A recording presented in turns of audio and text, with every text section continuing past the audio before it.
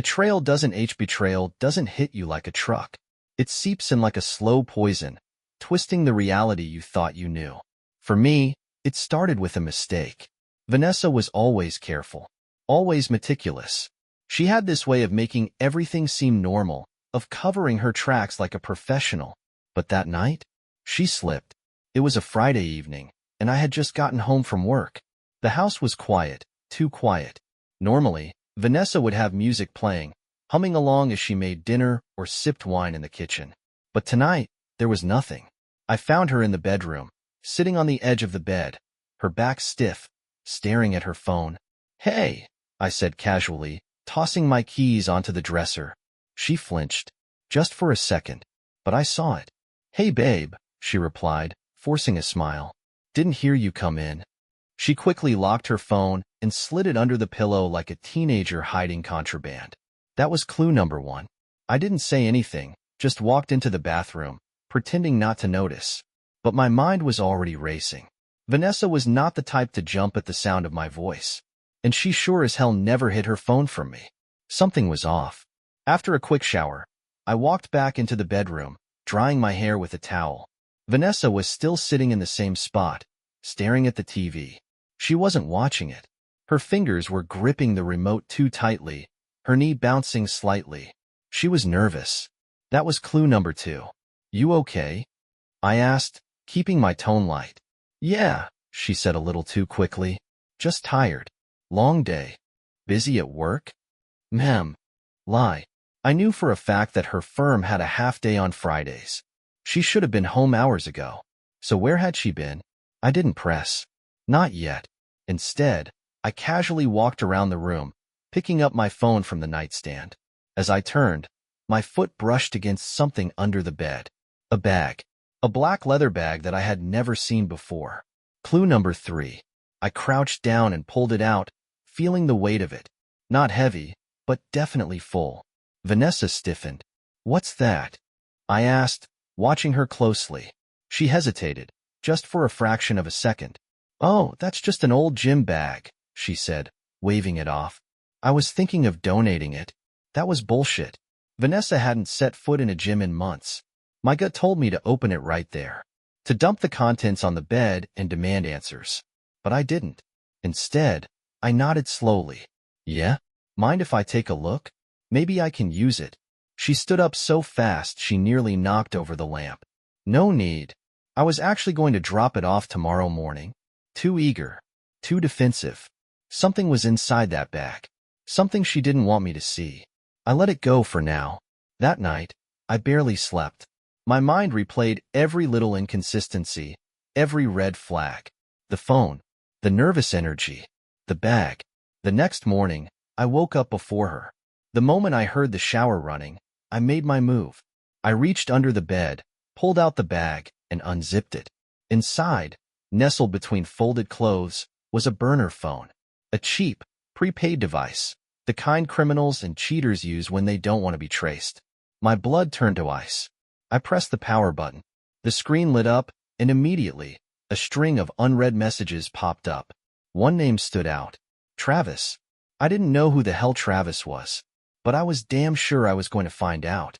I stared at the screen, my fingers tightening around the burner phone. The name Travis burned into my brain like a brand. I didn't recognize the number, but that didn't matter. I knew what this was. No one buys a prepaid phone for honest reasons. This wasn't just a mistake. This was deliberate, calculated, a way to hide something or someone. I glanced toward the bathroom, the sound of the shower still running. My time was limited. Swiping through the messages, I saw exactly what I expected. Texts. Lots of them. The timestamps showed conversations at all hours of the night. Some were from weeks ago. Others? As recent as last night. "Miss you already. Last night was amazing. I can't stop thinking about you." Each message felt like a knife. I kept scrolling, heart hammering in my chest, until I saw the one that made my blood run cold. "I can't wait until he's out of the way." I froze. Until he's out of the way? My mind raced, my thoughts colliding like a violent car crash. This wasn't just some sleazy affair. This was something bigger. I had two choices, confront her now or gather more information. And if there was one thing I'd learned from my time in military intelligence, it was this. Never go to war without knowing your enemy. I powered off the phone and carefully placed it back in the bag, exactly as I found it. I needed more. A name, a face, a connection. If Vanessa was betraying me, I was going to expose her completely. I moved fast, slipping out of the room and grabbing my laptop from my office. Within minutes, I had a program running, cloning the burner phone's contents to my hard drive. Texts, call logs, even deleted messages. She had no idea that I could recover everything. Just as the process finished, I heard the water shut off. I returned the phone, zipped the bag, and slid it back under the bed, just in time to see Vanessa step into the bedroom, towel wrapped around her body. She looked at me, her smile tight, forced. "Morning," she said, voice light, casual, like she hadn't been planning something behind my back. I forced a smile in return. "Morning." I acted normal. I kissed her on the cheek. I poured her coffee. I let her think I was just another oblivious husband. But inside, I was already planning my next move. I spent the rest of the day watching her. Every glance, every nervous flick of her fingers on her phone, every time she hesitated before answering me. She thought she was being discreet, but I knew better. She had no idea what was coming. That night, while Vanessa slept beside me, I sat in my office, staring at the decrypted messages I had recovered. That was when I saw it, the first real clue to who Travis was. A photo attachment buried deep in the messages. I clicked on it, and my stomach twisted into a knot. Travis wasn't just anyone. He was her boss. And suddenly, everything made sense. The late nights, the unexplained business trips, the way she had been so damn careful. But she hadn't been careful enough. I wasn't just going to catch her. I was going to destroy them both. But I needed to be smart about it. I spent the next few hours digging deeper, going through financial records, tracking Vanessa's GPS history, pulling up old text messages that she thought were erased forever. Every single discovery added another piece to the puzzle, and the picture was becoming clearer by the minute. She had been seeing him for over a year. Hotel bookings, business expenses that didn't match her work schedule, secret flights, late-night transactions from restaurants and private clubs. My wife, the woman I had loved and trusted, had been living an entirely separate life behind my back, and she had done it right under my nose. I felt a cold, calculated anger settle in my chest. There was no emotion anymore, just strategy. I wasn't going to confront her. Not yet. I was going to watch, to listen, to gather every piece of dirt before making my move. I needed absolute proof, and when the time was right, I would end her world. I turned off my laptop and leaned back in my chair, staring at the ceiling. I already had an idea forming, a plan. I wouldn't just expose her. I would take everything from her. This wasn't about just catching a cheater. This was about total annihilation. I glanced at the clock. It was nearly 3 a.m. Vanessa stirred in bed, rolling onto her side, mumbling something in her sleep. I watched her for a long moment, the woman who had vowed to love me forever, the woman who had whispered promises in my ear while sneaking off to someone else's bed. And for the first time in my life, I felt nothing. I stood, grabbed my phone, and sent a message to an old contact from my military days, one I hadn't spoken to in years. I need a favor. I need surveillance. Discreet. Fast. Within minutes, I got a response. Consider it done. This was only the beginning. They thought they were playing a game. They had no idea they were already losing. I barely slept that night, not because of anger, but because my mind was too busy calculating my next steps. The betrayal was confirmed, but confirmation wasn't enough. I needed absolute proof, something that would not only expose Vanessa but completely dismantle the life she thought she was so cleverly hiding. I wasn't interested in some pathetic confrontation where she cried, denied, and begged. No, I wanted the kind of evidence that would bury her alive. My first move was checking the GPS tracker I had remotely installed on her car months ago. At the time, I had done it as a joke, messing around with the software I used for work, but now it had a new purpose. I accessed the history, scrolling through past locations, and what I found made my blood turn ice cold. Repeated trips to an upscale hotel downtown. bookings that matched the times she had claimed to be working late. I cross-checked them with her credit card transactions, charges at the hotel's bar, the spa, and one night, a private suite for two. I knew she wasn't hosting business meetings in a king-sized bed with champagne service. I clenched my jaw, swallowing the rage clawing its way to the surface. I needed more. I wasn't satisfied with breadcrumbs. I wanted the entire feast. That morning, I left before Vanessa woke up, claiming I had an early meeting. Instead, I drove to the hotel. I wasn't just going to rely on digital records. I needed something physical, something that she couldn't explain away with some weak excuse. I walked into the lobby, cool and collected, approaching the front desk with a casual smile. "Hey, I think my wife left something in one of the rooms. Vanessa Carter, she was staying here recently." The clerk typed into the system, then gave me a polite smile. "I'm sorry, sir, I don't see any reservations under that name." I didn't blink. Strange. She was here with her boss, Travis Grant. Maybe the room was under his name? She hesitated this time, eyes flicking toward the screen before meeting mine again. "I'm afraid I can't disclose guest information." That hesitation was enough. She knew, which meant I was right. I didn't push it. I didn't need her to confirm anything. I already had what I came for. I left the hotel and sat in my car, gripping the steering wheel, my mind spinning with new possibilities. It wasn't just an affair. It was deeper, more calculated. Vanessa had orchestrated this, built an entire network of lies to keep it hidden. But she had underestimated me. She had no idea that I had already started tearing her world apart from the inside. I checked my phone. My contact had delivered. A fresh batch of high-resolution photos of Vanessa and Travis together, taken from multiple angles. Some outside restaurants, some in his car. And the most damning?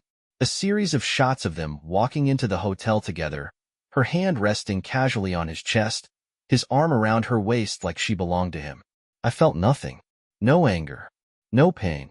Just a deep, burning sense of satisfaction. She was caught. She just didn't know it yet. That night, I watched Vanessa carefully, every movement, every breath, every glance at her phone. She was too comfortable, too confident in her deception. She had no idea that her days were numbered. She showered, dressed in silk, and curled up beside me in bed, sighing like she had the perfect life. I stared at the ceiling, the weight of my plans settling into my bones. This wasn't just about catching her. It was about obliterating her entire existence. When she fell asleep, I reached for my phone and sent another message to my contact. Phase 1 complete. Proceed to Phase 2. A reply came instantly. Understood. It's time to turn the heat up. I placed my phone back down, closed my eyes, and allowed myself a small smirk. The game had only just begun. I woke up before Vanessa, staring at the ceiling, feeling the weight of what I had just uncovered. She was still asleep beside me, completely unaware that her life was about to crumble. My heart wasn't racing, my breath was steady, and there was no hesitation in my mind. I had all the proof I needed, but this wasn't just about catching her anymore. It was about control. I needed to see it with my own eyes, to witness the betrayal in real time, to make sure there was no room for doubt. I had already checked her calendar the night before. A late meeting scheduled for tonight. A lie, obviously. My contact had already tracked her movements. She wasn't meeting with colleagues. She was meeting with him. And I was going to be there to watch. I went through the day like nothing was wrong. I kissed her goodbye, told her to have a great day, and even sent her a text at lunch like normal. She replied with a heart emoji, the irony almost making me laugh. If she only knew that I was watching her every move. By evening, she was getting ready. She took extra time in the mirror, adjusting her makeup, slipping into a black dress that hugged her body just right, one I hadn't seen her wear for me in months. She walked out of the closet, looking at me with that fake innocence, pretending like she was just heading to work. "I'll probably be home late," she said, grabbing her purse. "Don't wait up." I smiled, hiding my amusement. "Of course, babe. Have a good meeting." I watched her walk out the door, listened as her heels clicked down the driveway, waited until I heard the engine fade into the distance before I moved. I grabbed my keys, my phone, and the small recording device I had planted in her car the night before. It wasn't just about following her. It was about documenting everything. I tailed her at a safe distance, letting my contact feed me live updates on her location. When she pulled into the hotel parking lot, my hands tightened around the steering wheel. There it was. The proof. The final confirmation. She parked near the side entrance, the one without cameras. Travis was already waiting for her. He stepped out of his car, flashing that arrogant grin, the one of a man who thought he had won. Vanessa walked right into his arms, tilting her head up to kiss him like she hadn't just left her husband at home. I exhaled slowly. There it was. No denying it now. They disappeared inside, hand in hand, and I stayed in my car, forcing myself to remain still. I had 100 different ways I could react to this. I could storm in, expose them on the spot, cause a scene, demand answers. But that wasn't my style. That wasn't how you win. No, I needed her to think she was still in control. I needed her to keep lying to my face, to let her believe she had me wrapped around her little finger. I needed her to feel untouchable, right up until the moment I tore her world apart. I pulled out my phone, accessing the live feed from the hidden cameras I had installed in their usual suite earlier that afternoon. It wasn't hard, just a simple setup, disguised as a smoke detector. And just like that, I had front-row seats to the destruction of my marriage. I watched as she laughed, as she unraveled for him, as she acted like she was some single woman, free to do whatever she wanted.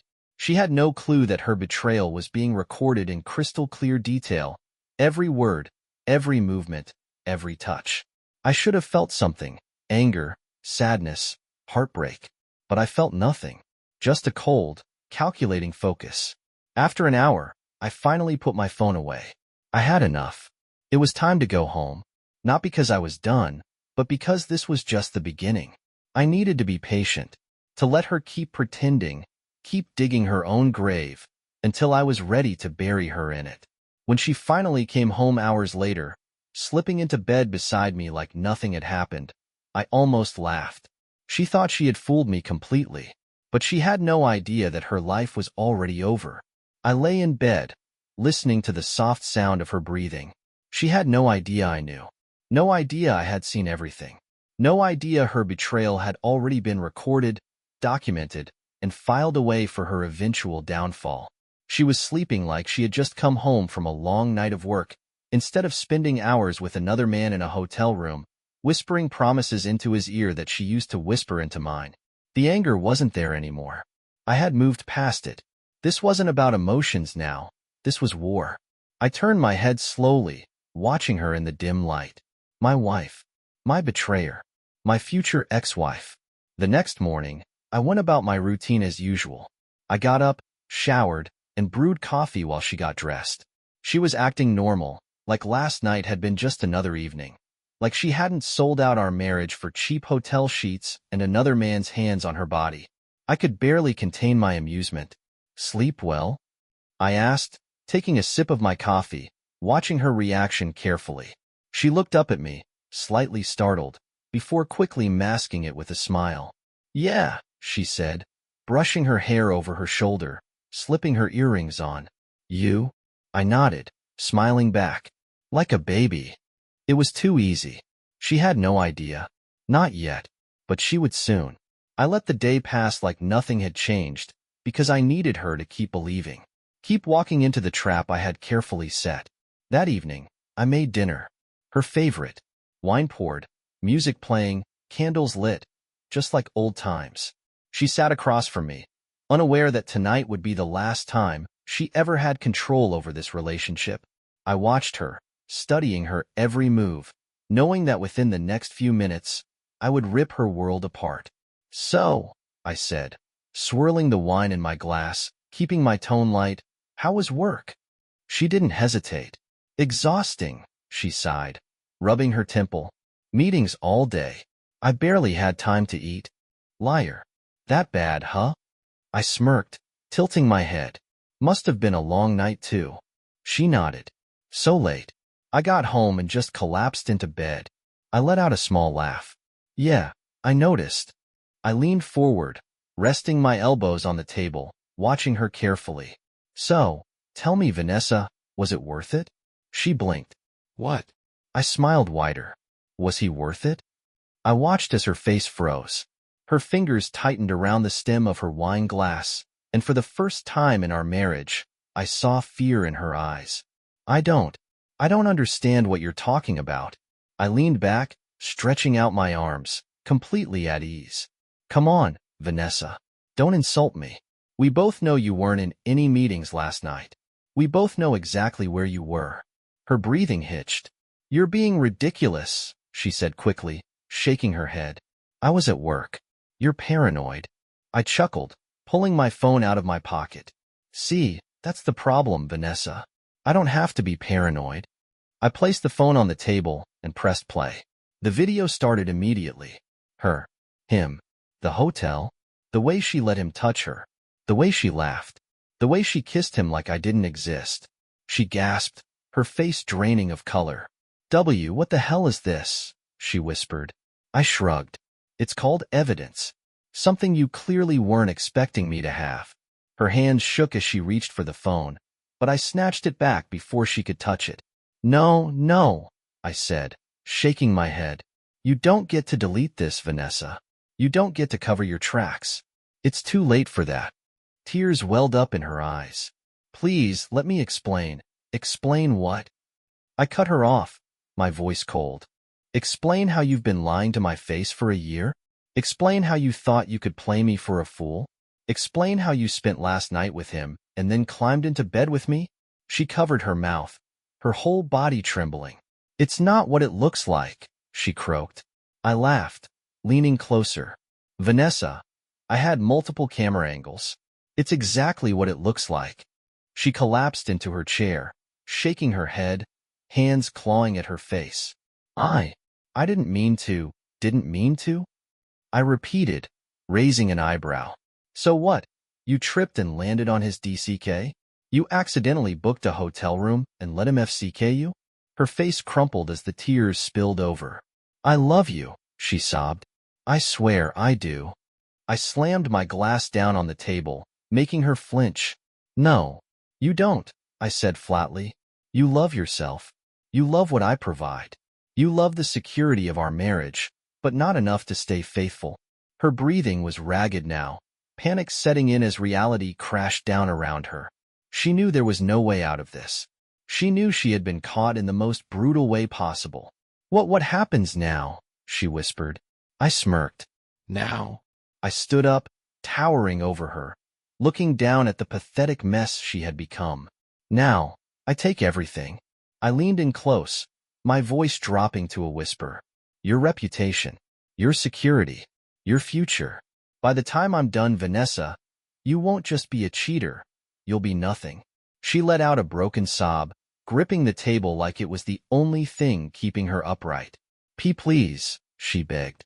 I'll do anything. Oh, I know you will, I murmured, grabbing my phone, slipping it into my pocket. But it won't matter. Because, sweetheart, you already lost. I turned and walked out of the dining room, her sobs echoing behind me. It was done. The confrontation was over. Now, it was time for revenge. She thought she could beg. She thought she could cry her way out of this. But tears didn't erase a year of betrayal, and apologies wouldn't change the fact that she had mocked our marriage with every lie she told. That night, I lay awake, listening to her sob quietly in the darkness, while my mind was already 10 steps ahead, calculating every move, every detail, every perfectly placed trap. She had no idea what was coming. She thought the confrontation was the worst of it. She was wrong. The next morning, I was already in motion before she even opened her eyes. While she lay in bed, staring at the ceiling, probably replaying last night in her mind, I was in my office, setting everything in place. I pulled up the surveillance footage again, making sure every frame was backed up in multiple locations. The hotel footage, the text message logs, the GPS records, everything was locked and secured. Then, I made my first call. Hey, Sam, I said smoothly, leaning back in my chair. Got a favor to ask. Sam had been my best friend since college, a ruthless corporate lawyer with a specialty in high-stakes divorces. We hadn't talked in a while, but when he heard the cold edge in my voice, he knew this wasn't a social call. What's up? he asked cautiously. I smiled. I need to obliterate someone. There was a brief silence before he sighed. Tell me everything. By the time I finished explaining, Sam was fully on board. This is gonna be fun, he chuckled. She won't even see it coming. That was exactly the point. I didn't just want to leave Vanessa. I wanted to watch her life collapse piece by piece. Step 1. Financial warfare. I had already started rerouting assets days ago, shifting our joint accounts into my name under legal loopholes Vanessa wouldn't even understand. I locked her out of every single account except for one, a shared savings account with barely $200 left in it. I also canceled her credit cards, making sure the notifications would hit her phone later that afternoon. She wouldn't realize what was happening until she tried to use them and got declined in public. Step 2. Her job. I still had access to her work email, thanks to a keystroke tracker I installed on her laptop a year ago, back when I actually trusted her. With a few quick searches, I found what I was looking for: company policy violations. Turns out Vanessa had booked multiple personal trips using the company card, including one for her little rendezvous with Travis. I drafted a beautifully worded email, attaching the receipts, and sent it directly to HR and her boss's boss. By lunchtime, Vanessa's career would be in flames. Step 3. Public humiliation. I created a new email account and scheduled an anonymous email blast to her closest friends, family members, and colleagues. Attached were screenshots of her texts with Travis, along with a short but effective message. Just thought you all should know what kind of woman Vanessa really is. Step 4. Travis. I wasn't about to let that smug bastard get away unscathed. I pulled up his financial records, because yes, I had hacked into his accounts, too, and found exactly what I needed. He had multiple offshore accounts filled with undeclared income. It wasn't just sleazy, it was illegal. I sent an anonymous tip to the IRS with all the evidence neatly compiled. Within weeks, he'd be buried in an audit so deep he wouldn't see daylight for years. I sat back in my chair, staring at my screen, feeling the kind of satisfaction that only comes from knowing you've already won. Vanessa was still upstairs, probably thinking about how she could fix this, how she could manipulate her way out of it. But there was nothing left to fix. I had already set the fire. Now, all I had to do was sit back and watch her burn. By noon, the first bomb dropped. Vanessa came rushing into my office, her phone in her trembling hands, eyes wide with panic. "What the hell did you do?" she shrieked. I raised an eyebrow, feigning innocence. "Whatever do you mean?" Her hands were shaking as she held up her phone, showing me her credit card notifications. "Why are all my accounts locked?" she demanded. I took a slow sip of my coffee. "Oh," I said, smirking. "I figured you wouldn't need them anymore." Her mouth opened and closed, her breath coming in quick gasps. "You can't do this," she yelled. "That money is mine too." I shrugged. "Not anymore." She lunged at my desk, slamming her hands down. "You're insane," she spat, tears streaming down her face. "You're ruining my life." I leaned forward, locking eyes with her. "No, sweetheart," I said smoothly. "You ruined your own life the second you decided to betray me." Before she could say another word, her phone buzzed again. Another notification. I could tell the exact moment she saw the email blast. Her face drained of color, her fingers tightening around her phone as she scrolled through the messages. "Oh my God," she whispered, horrified. She looked up at me, shaking her head in disbelief. "You didn't." I smiled. "Oh, I did." Her breathing was erratic now, full-blown panic setting in as she tried to process what was happening. Friends were calling. Family was texting. Co-workers were seeing everything. Her carefully curated double life was unraveling in real time, and she was powerless to stop it. Then came the final blow. A new email. This one from her employer. She clicked on it with trembling hands, reading the words slowly. I watched as her knees nearly buckled. "No," she whispered. "No, no, no." She staggered backward, her phone slipping from her hands as she stared at me in pure horror. "I just lost my job." I stood up, adjusting my watch, completely unfazed. "That's unfortunate," I said. "Maybe you should call Travis." "Oh, wait." I glanced at my own phone, pretending to check something. He's probably busy dealing with the IRS right now. She collapsed onto the couch, gasping like she couldn't breathe, hands gripping her hair. Why are you doing this to me? She sobbed. Because you thought you could play me, Vanessa, I said, my voice deadly calm. You thought I was just some clueless, trusting husband who would never figure it out. I bent down, looking her dead in the eyes. But I was always 10 steps ahead. I turned and walked toward the door, feeling nothing but satisfaction. Where are you going? She croaked, voice barely above a whisper. I glanced over my shoulder. Oh, I'm just getting started. The revenge had only just begun.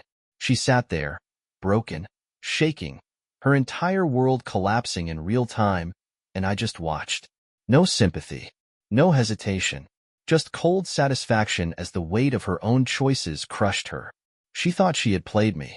She thought she had me wrapped around her little finger. But now, she knew the truth. I had always been 10 steps ahead. And now, it was time to finish her off. I walked out the front door without a word, leaving her panicked and spiraling in our home. My car was already packed, my bags in the trunk, my exit planned to perfection. I had no intention of watching her fall apart in person. That part was already set in motion. Now, I needed to take control of the final phase. I drove straight to the bank, walking in with a calmness that felt almost surreal. The manager greeted me like any other customer, completely unaware that I was about to erase Vanessa from my financial life forever. I'd like to finalize the transfer on my personal accounts, I said, sliding over the documents Sam had drawn up. The manager scanned them, nodded, and within minutes, every last cent was moved, secured, and untouchable. Vanessa? She had nothing left. She had no access, no savings, no safety net. I made sure of it. As I walked back to my car, my phone buzzed. A message from Sam. Just got off the phone with her lawyer. She's screwed. We locked her out of the house. The legal filing goes through tomorrow morning. By noon, she'll be homeless. I smirked. Perfect. But I wasn't done yet. I checked my watch. Vanessa should have just received the notice that she had 24 hours to vacate the house. No warning. No grace period. Just a legal hammer dropping on her head. I could only imagine the pure panic she must have been feeling right now. Her money? Gone. Her job? Gone. Her home? Slipping away by the second. And Travis? I had something special planned for him. I drove downtown, stopping at a quiet cafe where my next move was already set up. I pulled out my laptop, opened my encrypted files, and accessed my favorite piece of evidence, a folder labeled Travis for Financials. This wasn't just a revenge mission. This was systematic destruction. With a few keystrokes, I scheduled anonymous email blasts to multiple news outlets, law enforcement agencies, and the IRS, detailing Travis's undisclosed offshore accounts, tax fraud, and insider trading. Everything was attached. Everything was meticulously organized. No loose ends. No way out. I hit send. And just like that, his empire was crumbling too. I leaned back in my chair, taking a slow sip of my coffee, watching the world burn in real time. My phone buzzed again. Another message from Sam. Vanessa just called me. She's hysterical. Wants to meet. Wants to fix things. I chuckled. Of course, she did. I texted back. Tell her I'll meet her at the Hollow at 8 p.m. Make sure she thinks I'm willing to talk. Sam replied instantly. You're really gonna make her suffer, huh? I smirked, finishing my coffee. She deserves every second of it. 8 p.m., the Hollow. I arrived right on time, parking in the far corner where I could observe first.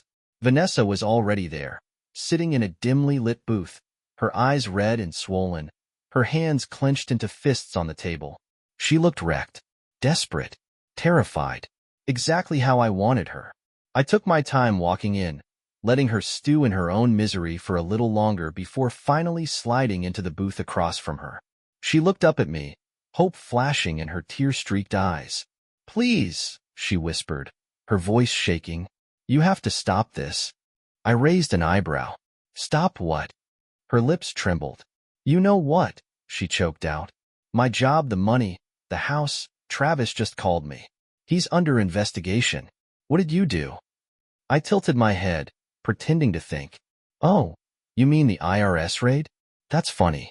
Maybe Travis should have been a little smarter with his money. She gasped, covering her mouth, her body visibly shaking. You did this, she whispered, realization finally setting in. I leaned in, my voice calm, measured, final. You did this to yourself, Vanessa. Her eyes widened. I was going to leave him, she blurted out, desperation dripping from every word.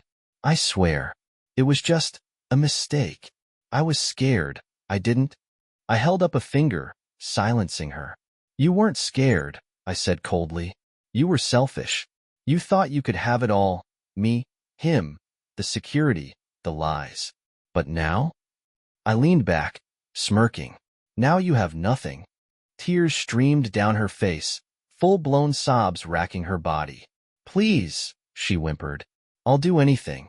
Just don't let this end like this. I studied her for a moment, pretending to consider her words.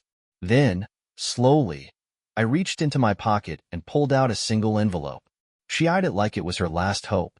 Take this, I said, sliding it across the table. Her hands shook as she reached for it, fingers fumbling to open it. The moment she saw what was inside, her breath caught in her throat. A divorce agreement. She looked up at me, eyes wide with horror and disbelief. I already signed it, I said. All that's left is your signature. She shook her head, tears falling faster. No, she whispered, her voice cracking. You don't mean this. You can't. I leaned forward, my gaze turning ice cold. This was never about saving our marriage, Vanessa, I said slowly. This was about making sure you never forget what happens when you betray me. She stared at me, completely shattered. I stood up, buttoning my jacket, completely unaffected. Sign the papers, I said, turning toward the exit. Or don't. It doesn't matter. Either way, you're done. And with that, I walked away, leaving her in that dimly lit booth, alone, broken, and drowning in the consequences of her own actions. The execution was complete. She had nothing left. And me? I was finally free. I didn't look back as I walked out of that restaurant, didn't stop to watch her crumble, didn't care to hear whatever last desperate words she might have tried to throw my way. She was done. Finished. And I had no intention of giving her a single second more of my time. As I stepped into the cold night air, I took a deep breath, feeling lighter than I had in years. This was what freedom felt like. No more lies. No more betrayal. Just the satisfying weight of knowing that I had won. But I wasn't naive. Vanessa wasn't going to go down without a fight. She was too selfish, too desperate to cling to whatever scraps of power she thought she had left.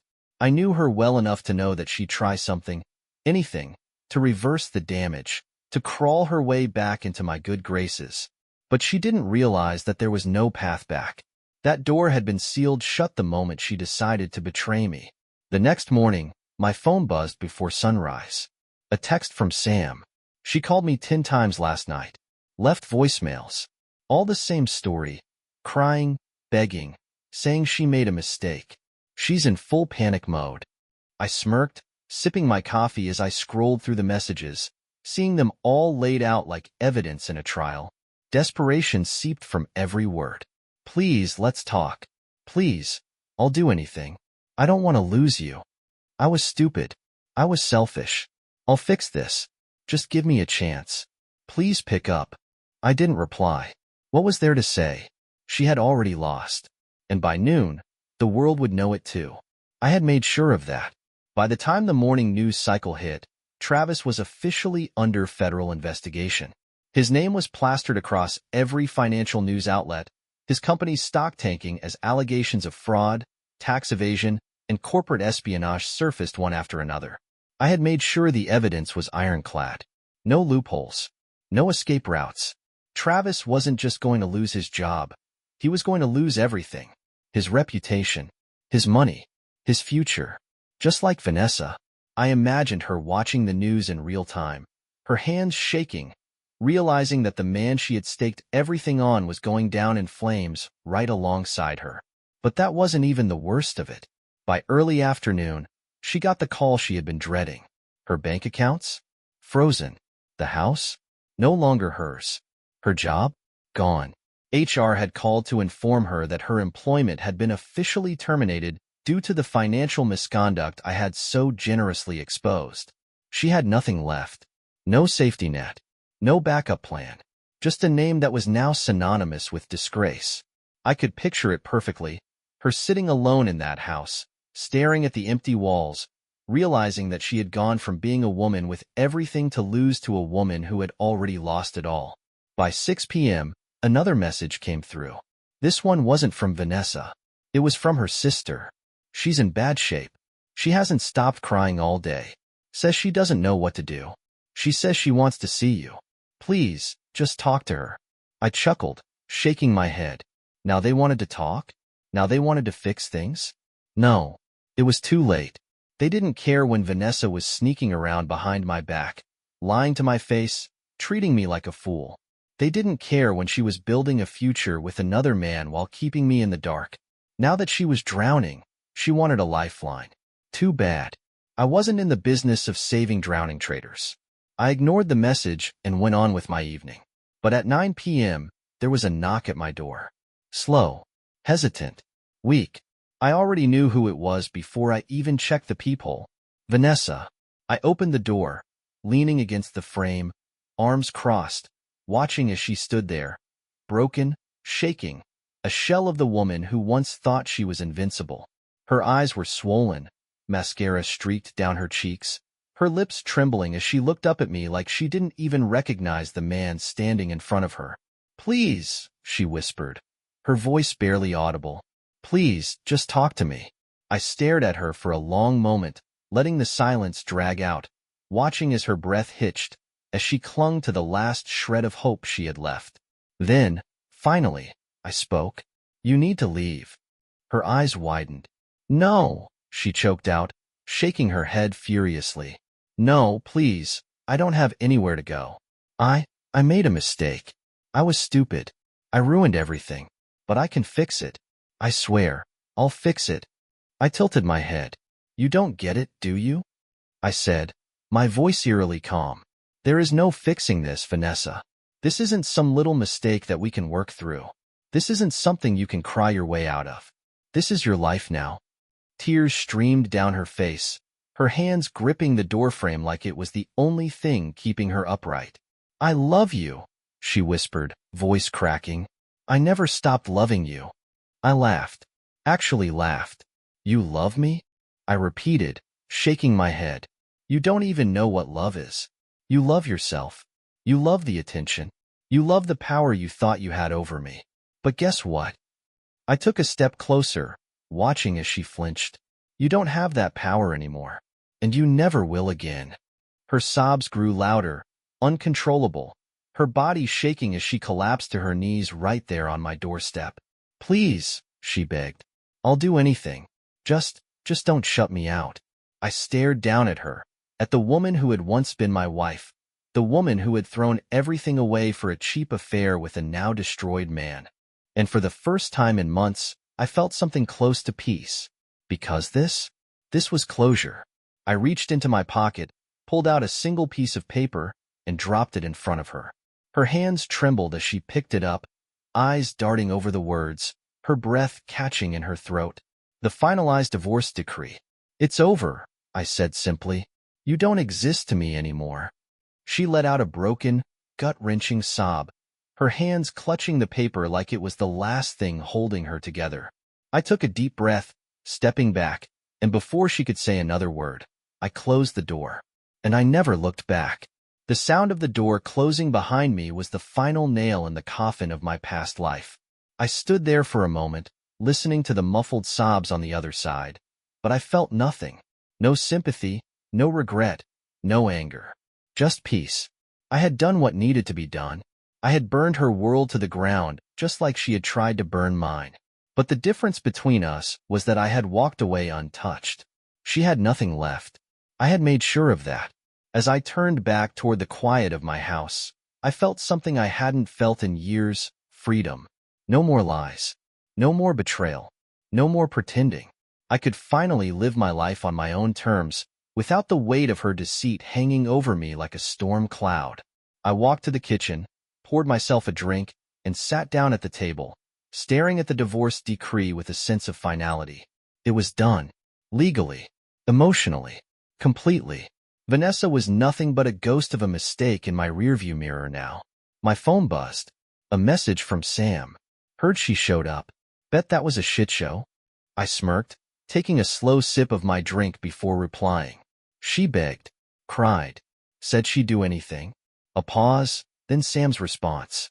And I stared at the screen for a moment before typing. I shut the door in her face.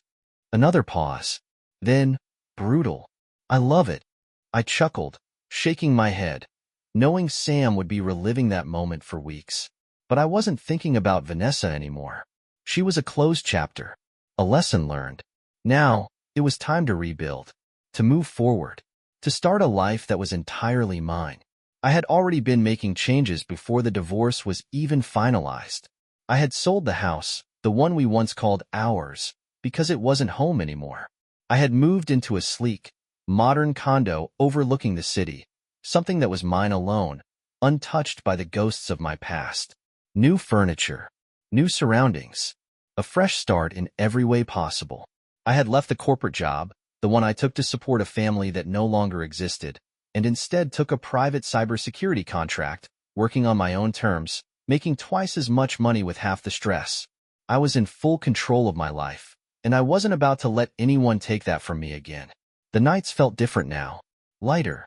No more laying awake wondering where she was, who she was with, what lies she would feed me next. No more checking my phone, hoping for honesty, only to be met with deception. Just peace. And it was beautiful.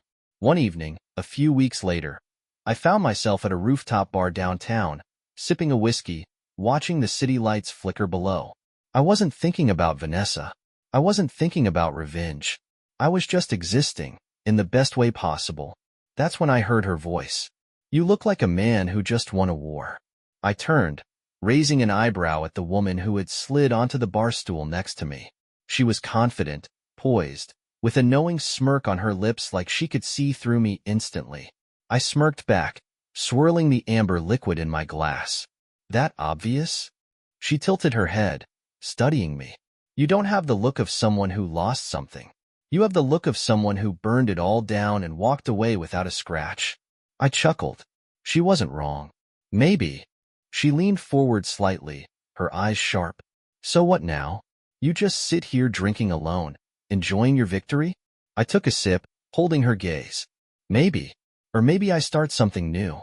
She smiled, slow and intrigued.